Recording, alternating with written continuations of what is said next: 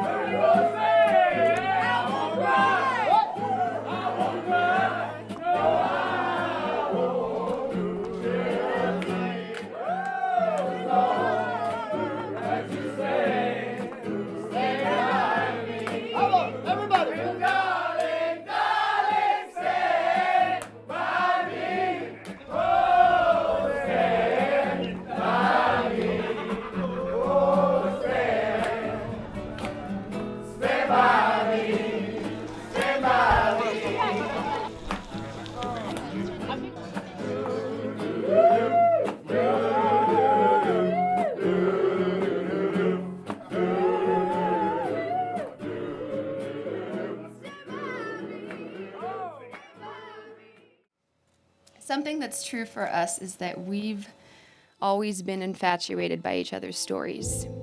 We each have our own mythos that we began creating when we were children, and it has continued to inform who we are as adults.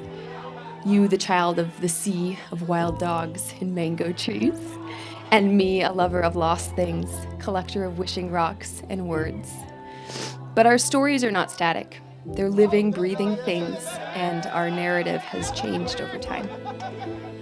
We first fell in love with each other's light and childlike wonder, and I hold that near and dear to my heart to this day. You are just as curious, hopeful, and invigorated by life as you were when you were 18 years old when I met you. But you're also more than that now. We have had the unique opportunity of expanding, growing, and unfolding into who we are as adult individuals while in the other's presence.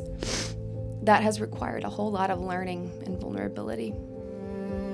We've shown each other the good, and then we've also shown each other our shadows. And I have to say, I have never in my life allowed someone to watch me challenge the foundation of my own identity, to witness me pick it apart, lose it, find it, scream at it, mourn it, and mold it in the way that best fits who I am and what I stand for today. That is, until I met you. I love you because you have seen me through all of my stories so far, including the ones that involved a whole lot of heartbreak and pain, embarrassment, rage, deep sadness, alongside profound joy and magic. I love you not just for seeing me, but also for continuing to embrace me and my many layers and participating in a story that is inherently ours. Through all of the challenges we have faced alone and together, you have chosen to stand with me in our imperfections and have tried as hard as we can to enact the story we desire to live out.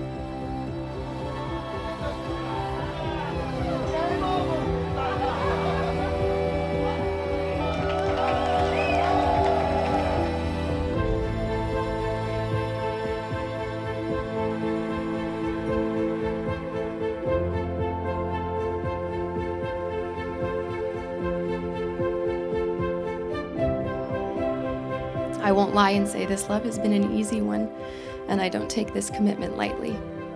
But I will say this one truth. I am thankful for everything that has ever happened to us, even the things that nearly broke us. I believe in the nuanced, messy, powerful, transformative story that is us. And I believe that we have the agency to be incredible human beings and achieve our wildest dreams while also protecting and nurturing the love we have for each other. I commemorate our legends that made us. I honor the changes that saved us. and I choose to embrace what is to come through the lightning, thunder, and beauty beyond the chaos. I believe in you, your capacity for love, your imagination, your fire, and your story, the destiny you embody every day. You are the man I choose to be with for the rest of my life. The artist, the visionary, the empath, the truth teller, and you are all mine.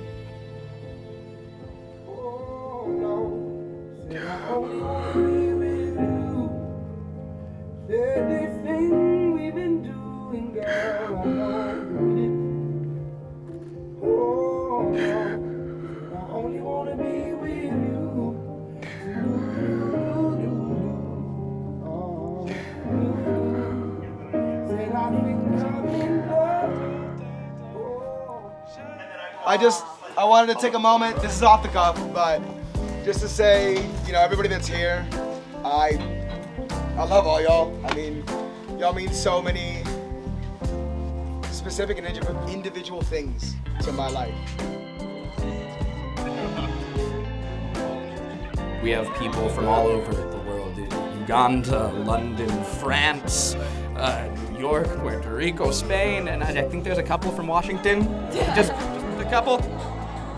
So, Marco was born and raised in Nicaragua till the age of 6, when we then moved to the Seattle area and eventually settled in nearby Edmonds.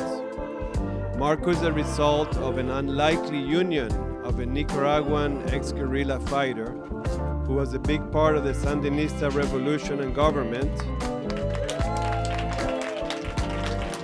His mother, Violeta, is back there.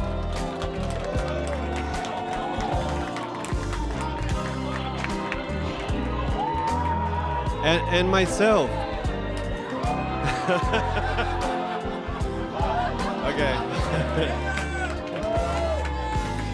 A young Spanish, Italian, American idealist who wanted to save the world and the environment, and I still do.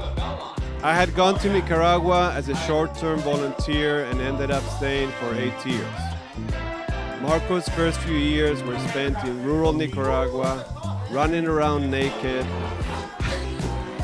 climbing up mango trees, playing with the animals and the local kids, swimming in the small semi-tropical stream and river in our beautiful land, and getting a lot of love from his parents and brothers. I don't want to cry. Because you know that I'm the one that's going to make you cry. Because you're going to start crying. No matter what I was going through, it didn't matter so much of what he said. It was the feeling that I got of being around him. And the comfort that he brings with him. He has this superhuman-like power to make you feel comfortable in your own skin instantaneously. All of those late nights in your room, just talking, doing absolutely nothing illegal, by the way. Those talks, man, they really helped me. More than I think you'll ever know. I had very low self-esteem as a kid, and Marco always thought so highly of me. He would always reassure me constantly that I am smart, I am funny, I am kind, but eventually that I believed it myself. If this wonderful person, someone everyone loves, is saying all of this about me, then I must be at least sort of special. Now I'm overly cocky, so you must have overdone it. Just a little bit, a little too much sugar. But more importantly, now I love myself. And I owe that to him. I'll never forget it. But really, what you gave me during those talks was the confidence to be who I am. Not only to be who I am, but to love who I am as well. He is that kind of guy, man. He exudes confidence and has a knack for making people feel so good about themselves. Marco is the kind of guy who will push you to your limits, which I think needs to happen from time to time. I think most people, and I'm guilty of myself, we get trapped in this bubble of comfortability, and we think it's almost impossible to break out or it's too scary to break it out, well, Marco will drag your ass out. Don't stop creating community. We're here for you, bro. That's what you do. We don't really meet our full potential until we run into these kind of people in our lives. The kind that help us grow, the kind that lifts you up, the kind that shows you kindness and humanity that you will hopefully show others. Marco, as we say in French, tu es un bon vivant. That means you love to live, you like to eat, you like to love, you like to have friends. You give so much love to the people around you. And when I met you for the first time, Alamda was like, that guy over there, that guy looks like an incredible person. And, well, I'm not wrong. Hannah. You do all that and more for Marco. You have this crazy kindness and glow about you. Whenever you are around, I want to be near you and talk with you. Your warmth and your beautiful soul is undeniable with everyone that you meet. Scale the wall. Oh, yeah. Modern dinosaurs. Okay, so you and me, this friendship is really more of a sistership, and it remains incredibly sacred to me, as you know. I am immensely grateful for the depth of understanding that we have for each other, our determination to nurture and support, and all of the core memories and experiences that we've shared that have really shaped who we are today. You are constantly leaving me in awe. I love your desire to understand and explore other cultures, your bright, carefree, yet incredibly thoughtful personality, your laugh, your adaptability, your love for literature, whether it's a fantasy romance series or a heady text on the history of feminism or a social justice topic, your sense of like really graphic humor. You energize me, you give me peace. You know all of my micro expressions and are at my side as soon as you see a flash of discomfort or pain. And for that, I'm eternally grateful. I literally love every ounce of you and who you are and who you continue to evolve into. Really, really proud of you and what you've become and what you've done with yourself and all the dreams that you're following too. So thank you for growing with me and sticking around through it all. I love you deeply, my dearest soul particle. One of our favorite characteristics about you is your creativity and your imagination. Oh my God. And the way that that showed up for you was fascinating. You're so beautiful. Oh my God. I can't wait. Wow. Thank you. I like them. Thank you. And I have to say, I was a promoter of this creativity. And together, as she grew up, we created many of our own shenanigans, hours of making up our own knock-knock jokes. You had an ugly doll named Carl. And on a hike on the East Coast, through the entire hike, we created his entire backstory from just scratch. And that was her creativity. I love you, Hops. Lady Pants, my favorite freaking person, mi amor. I don't know what it would mean to live my life without you in it. But I am sure of one thing. I would not be the man I am today without your growing alongside me, challenging me, comforting me, kissing me, giving me back scratches, traveling the world, laying alongside each other on a camping mats, great food, an empty apartment, laughing our butts off, facing loss, and upholding those who we love. You've shaped me, and you've taught me to love myself. I think at the time we met, I didn't know it would be possible. I've seen you grow and mature into the independent, confident, talented, and compassionate woman you are today. I've seen you face grief and respond with kindness, feel shame and respond with growth and accountability, lean into joy, take wild and uncertain risks, and celebrate with conviction. It is in you that I so often see the kind of behavior that pushes me to be kinder, stronger, and more connected to the universe around me. And then she goes to SPU and she's like, I think I'm going to pursue English, and out come this level of poetry that is like phenomenal. Her professors were dropping their jaw at this poetry that she had written that truly knocked our socks off. And now, even now in your adult age, you are shaping the English language to create strong narratives for Fortune 500 companies for a living. And it's amazing. If I were to key in on another quality that is so incredible about you, Hannah, it's exactly what has been expressed here tonight. It's your empathy for others. You care. It's the core of who you are. To you, everyone matters.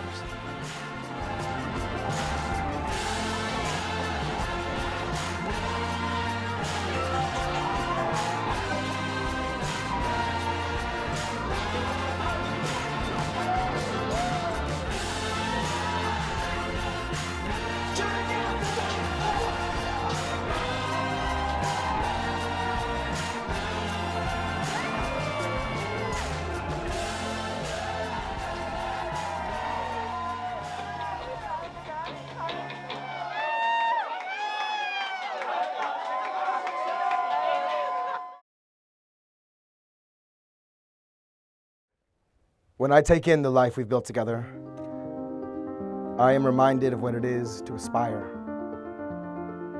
You make the future brighter than I could ever imagine on my own. And I promise to do everything within my capable and well-accompanied hands to do the same for you.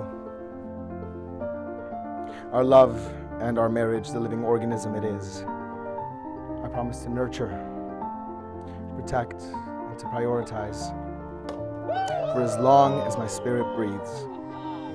And whatever comes next, trust me, I'll come find you. I promise to grow with you and to grow with our marriage so that it continues to bloom into an ever more extraordinary and evolving entity, outlasting the seasons and in times of winter, warming us both. I promise to never hope to be right, but to listen and to tend. After all, in the places we are right, flowers will never grow in the spring. He looks at her with these eyes. It's just pure bliss, and then he just smiles at her. He doesn't say anything. He just looks at her with this look. It's almost so hard to describe. It's as if there's no one in the room but her. He tunes everything out, and he just gives this adorable stare and smile for like 3 to 5 seconds or so. These looks right here, this is what everyone in the world is after. Next time this happens, just take a minute and check it out, because that is the face of someone who is counting all of the reasons why they love that person. That is someone who is so truly and deeply in love with someone so much that they're just stunned for a few seconds. And they just need to take in how lucky they are to find that person. Love is patient and organic, and I love that.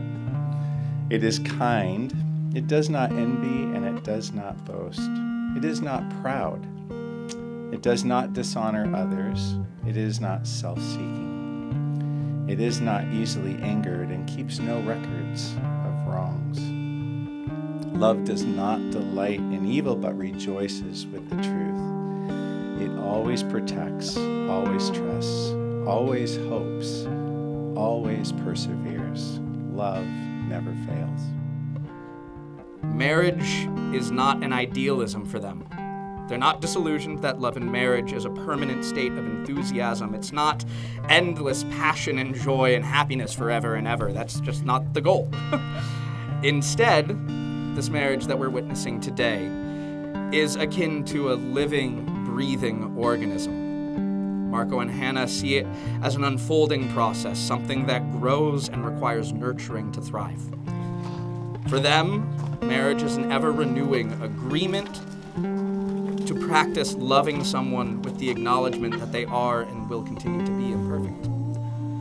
Alain de Botton, a philosopher and writer who focuses on subjects of love and marriage, once said that love is a touching attempt by two flawed individuals to try to meet each other's needs in situations of gross uncertainty and ignorance about who they are and who the other person is, with their intention to do their best.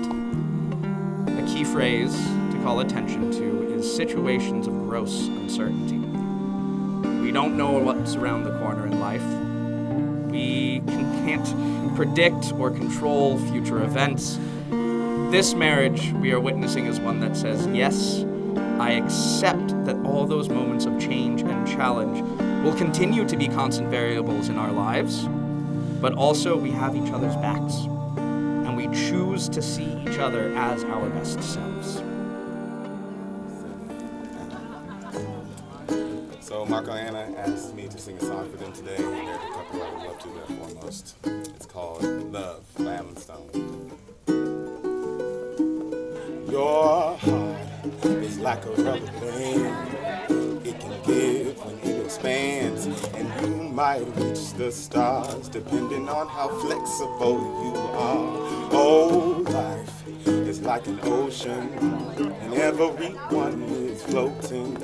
But if you want to see the beach, you had better start kicking your feet. Oh, love, what a reflection.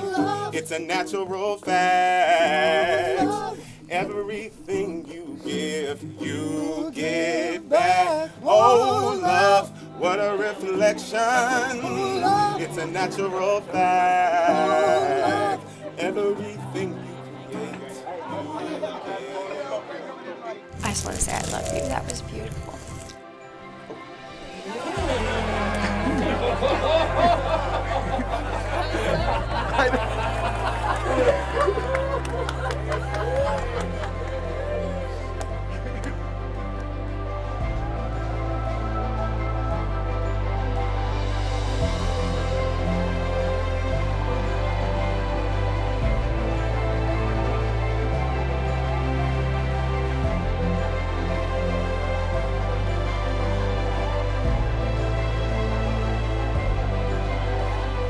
Hannah and I are 6 years apart, and I've always been her biggest admirer.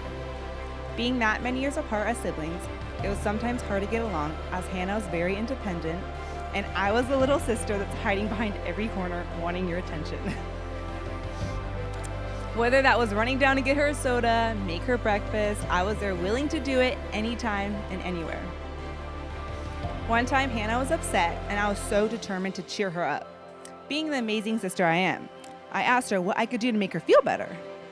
And somehow that turned into me doing all her chores and vacuuming the entire house. Thinking back to that time, I was totally getting played. But as we got older, we also grew closer and became the best of friends. I cherished all our memories, from her inviting me to her college dorm room for a fun night, helping me write last-minute papers, which there were many, dancing around the kitchen, doing Pilates workouts, you name it. Didn't matter what we were doing, I wanted nothing more than just to be in her presence. And until this day, I would say the same thing. Being in the midst of Hannah's presence makes you forget about everything that's wrong in life. Every time I'm with her, she truly fills my cup. She makes me feel so full and complete like no one else can. She is someone who celebrates all your successes and understands all your struggles. I envied her as a little girl because she was always everything I wanted to be. I envy her even more today because of her beautiful resilience to achieve and accomplish anything and everything.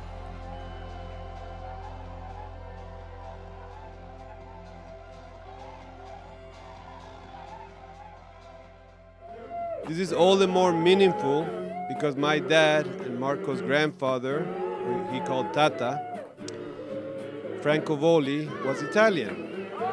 So he was born in Rome and raised in the region of Piemonte in northern Italy.